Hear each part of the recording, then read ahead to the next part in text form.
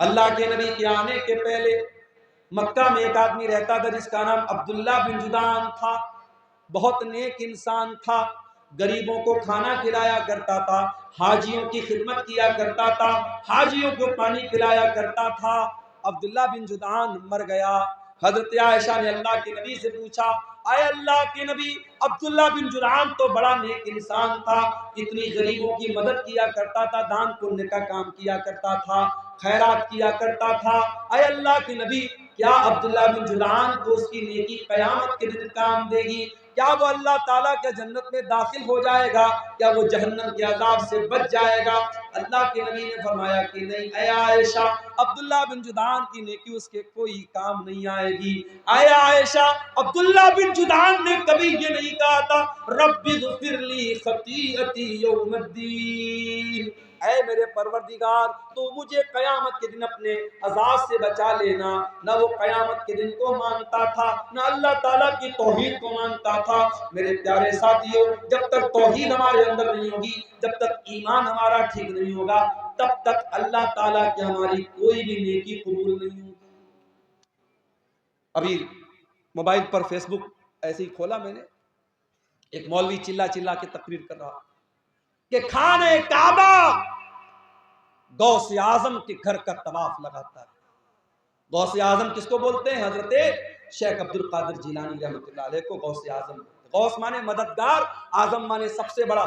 غوث اعظم مانے سب سے بڑا مددگار. یعنی آج مسلمان اللہ کو نہیں، کسی ولی کو اور کسی نیک بندے کو کہہ رہا ہے کہ وہ غوث اعظم ہے. اور مسلمان کا یہ عقیدہ ہے کہ اللہ کا گھر خانہ کعبہ، جس کا ساری دنیا کے مسلمان جا کر کے طواف کرتے ہیں، خانہ کعبہ شیخ عبد القادر جیلانی کے گھر کا طواف کرتا ہے.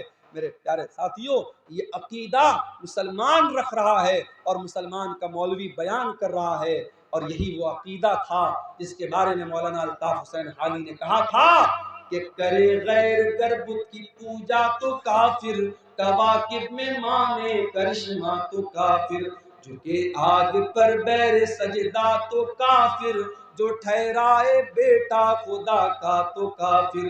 مگر مومنوں پر کشادہ ہے راہیں، پرستش کرے شوق سے جس کی چاہے، نبی کو جو چاہے خدا کر دکھائے، اماموں کا رتبہ نبی سے بڑھائے، مزاروں پہ جا جا کے نظریں چڑھائے، شہیدوں سے جا جا کے مانگے دعائیں. نہ توحید میں کچھ کمی اس سے آئے، نہ اسلام بگڑے نہ ایمان جائے.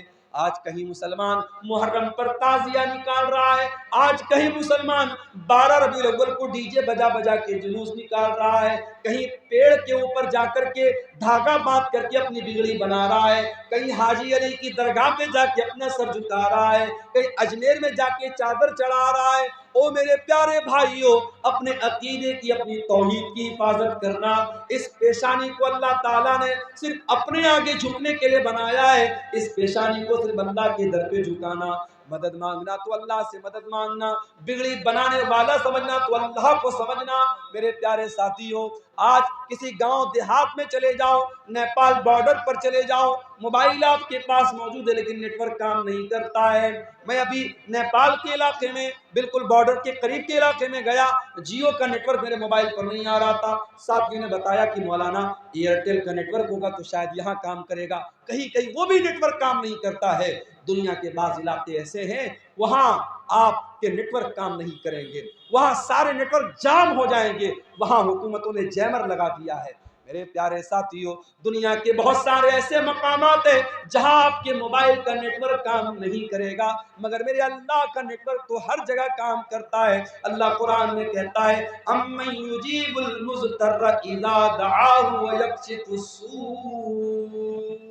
اے میرے بندو، میرے آگے تم ہاتھ پھیلاؤ، مجھ سے مانگو، میرے سامنے اپنے ہاتھوں کو پھیلاؤ، میں ضرور تمہاری دعاؤں کو سنوں گا.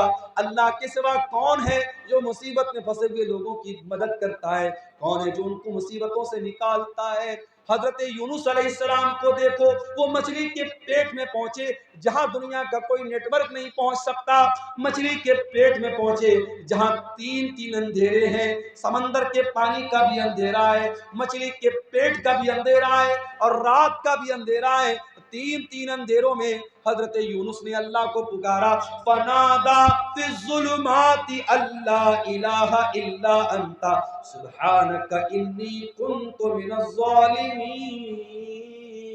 हजरत यूनुस अलैहिस्सलाम ने मछली के पेट में अल्लाह को पुकारा, कहा अल्लाह तेरे सिवा मेरा कोई माबूद नहीं है, कोई मुश्किल कुशा नहीं है। ऐ अल्लाह इस मछली के पेट में अगर मेरी फरियाद को सुन सकता है तो तू सुन सकता है।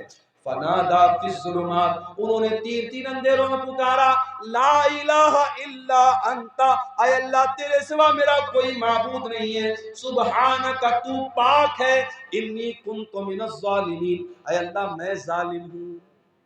कुरान कहता है फस्तजबना लहू व नज्जयनाहु मिनल गम्मी, हमने यूनुस की दुआ को सुन लिया और हमने यूनुस को गम से निकाल दिया। और ऐ मोमिनो, अगर तुम भी अल्लाह से इसी इखलास के साथ, इसी तौहीद के साथ दुआ करोगे, व कज़ालिका नुंजिल मुमिनीन, हम तुम्हारी दुआ को भी सुनेंगे। मेरे प्यारे साथियों, इखलास अपने अंदर पैदा करो, तौहीद अपने अंदर पैदा करो। आज मुसलमान इस तौहीद से दूर है, आज बुजुर्गों की कब्रों पर मुसलमान सर झुका रहा है, आज मज़ारों और कब्रों पर औरतें जा करके अपने ईमान और अपनी इस किस्मत का सौदा कर रही हैं। वो मेरी प्यारी माँ बहनों, हमेशा अपनी तौहीद की हिफाजत करना, मर जाना, कट जाना, जल जाना, अपनी तौहीद से कभी कोई समझौता न करना, अल्लाह के सिवा किसी और के आगे कभी हाथ न फैलाना, अल्लाह के सिवा किसी और की बड़ाई कभी न बयान करना, अपने ईमान और तौहीद पर कायम रहना। इसके बगैर आप समाज की इस्लाह नहीं कर सकते। और आगे बढ़िए, समाज की इस्लाह करना है, हमें और आपको एक काम और भी करना पड़ेगा। मुसलमान नौजवान आज पैसा कमाने की अंधी दौड़ में भाग रहा है, कोई जुआ के जरिए पैसा कमा रहा है, कोई सट्टेबाजी के जरिए पैसा कमा रहा है, कोई ब्याज के जरिए पैसा कमा रहा है। इसी बिहार के बाज़ इलाकों में मुझे लोगों ने बताया कि जिन मुसलमानों के पास ढेर सारा पैसा है, वो अपने ही मुसलमान भाई को ब्याज पर कर्जा दे रहे हैं। ऐ मुसलमान, तुझे मालूम नहीं कि तेरी शरीयत में इस ब्याज को कितना बड़ा गुनाह करार दिया गया है। अल्लाह के नबी ने फरमाया कि सूद के ब्याज के 70 से ज्यादा दरवाजे हैं, जिसमें सबसे हल्का दरवाजा ये है, सबसे हल्का दर्जा ये है, अय्यन की हर रजुल उम्महु, कि इंसान अपनी सगी माँ के साथ जिना करे। अपनी सगी माँ के साथ जिना करना जितना बड़ा पाप है, जितना बड़ा गुनाह है, उससे भी बड़ा गुनाह ब्याज की रकम खाना है। इस्लाम में ब्याज के लिए कोई जगह नहीं है और आज मुसलमान ब्याज खा रहा है। कोई बैंक से मिलने वाला इंटरेस्ट खा रहा है, कोई एफडी करा के खा रहा है, कोई अपने ही मुसलमान भाई को ब्याज पर कर्जा देके ब्याज खा रहा है। मेरे प्यारे साथियों, ये ब्याज की रकम तेरे घर में आएगी, तेरी नेकियों को बर्बाद कर देगी, तेरे घर के चैन को बर्बाद कर देगी, तेरे सुकून को बर्बाद कर देगी। अल्लाह के नबी फरमाते हैं, ओ लोगों कान खोल करके सुन लो, जिस जिस्म की परवरिश हराम कमाई से हो जाए, फन्नारु औला बिही, वो जिस्म जहन्नम की आग में डाला जाएगा। अल्लाह के नबी फरमाते हैं, इन्नल्लाह तय्यिबुन ला यक़बलु इल्ला तय्यिबा, अल्लाह पाक है और पाक चीजों को कबूल करता है, अल्लाह नापाक चीजों को कबूल नहीं करता है। फिर अल्लाह के नबी फरमाते हैं, ओ लोगों, अल्लाह कुरान में ईमान वालों को भी यही हुक्म देता है, या अय्युहल्लज़ीना आमनू कुलू मिम्मा फिल अर्ज़ि हलालन तय्यिबा, ऐ ईमान वालो, जमीन के अंदर जो हलाल चीजें वो खाया करो। और अल्लाह अपने रसूलों से कहता है, या अय्युहर रसूल कुलू मिनत तय्यिबाति वअमलू सालिहा, ऐ मेरे पैगंबरों, ऐ मेरे रसूलों, पाक चीजों को खाया करो, हलाल चीजों को खाया करो। रसूलों को भी अल्लाह ने हलाल खाने का हुक्म दिया और ईमान वालों को भी अल्लाह ने हलाल खाने का हुक्म दिया। और आगे अल्लाह के नबी फरमाते, एक आदमी बहुत लंबा سفر کر کے آتا ہے، اس کے بال میلے کچیلے ہو جاتے ہیں، اس کے کپڑے گندے ہو جاتے ہیں، اور وہ ہاتھوں کو اٹھا اٹھا کے دعا کرتا ہے اور کہتا ہے کہ اے میرے رب، اے میرے رب، لیکن اس کا کھانا حرام کمائی کا، اس کا پانی حرام کمائی کا، اس کا لباس حرام کمائی کا، اس کی پرورش حرام کمائی کی، فَأَنَّا يُسْتَجَابُ لِذَلِكَ۔ اللہ کے نبی فرماتے ہیں اس انسان کی دعا کہاں سے قبول ہوگی؟ او میرے پیارے ساتھیوں، آج ہر جلسے میں دعا ہو رہی ہے، ہر پروگرام میں دعا ہو رہی ہے، پھر بھی ظالم کے ظلم نہیں رک رہا ہے، پھر بھی ہماری جان و مال پر حملے ہو رہے ہیں، ہماری مسجدوں پر حملے ہو رہے ہیں۔ کہیں ایسا تو نہیں کہ ہماری حرام خوری کی وجہ سے ہماری دعائیں قبول نہیں ہو رہی ہے؟ او لوگوں، اپنی کمائیوں کو حلال کر لو، جب تک کمائی حلال نہ ہوگی تب تک اللہ تعالیٰ دعاؤں کو قبول نہیں کرے گا۔ سود کھا رہا ہے مسلمان، بیاج کھا رہا ہے مسلمان۔ ہمارے کتنے نوجوان ہیں جو آن لائن جوا کھیل رہے ہیں، سٹے بازی کر رہے ہیں، کوئی کرکٹ کے میچ پر سٹا لگا رہا ہے، کوئی ایویٹر گیم میں پیسے لگا رہا ہے، کوئی شیئر مارکیٹ میں جو حرام شکلیں ہیں ان میں پیسہ لگا کے پیسہ کمانا چاہتا ہے۔